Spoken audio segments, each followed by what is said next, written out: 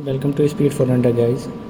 Bike में हमारे जो इंजन नॉइज़ की प्रॉब्लम फेस हो रही थी, उसके लिए कंपनी में बात की गई है, जिससे उन्होंने इंजीनियर्स को मेरे यहाँ भेजा है। वो गाड़ी को चेक करेंगे एंड उसमें देखेंगे कि क्या प्रॉब्लम आ रही है। फिर वो उसको ठीक करेंगे। इंजीनियर्स के द्वारा गाड़ी को देखा जा रहा है एंड वो इसमें टैपेट साउंड बता रहे हैं, जिसके लिए ये इंजन के पीछे एक टैपेट होता है जिसको चेंज किया जाएगा। उसके बाद इंजन को फिर से चेक करेंगे कि साउंड नॉर्मल।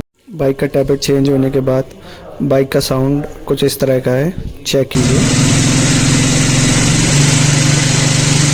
आपका साउंड सही लग रहा है। बाकी आप लोग कमेंट सेक्शन में कमेंट करके बताइएगा कि बाइक का साउंड अब सही है या नहीं। एंड इसी तरह की वीडियो देखने के लिए मेरे चैनल को सब्सक्राइब कीजिएगा। Thank you guys.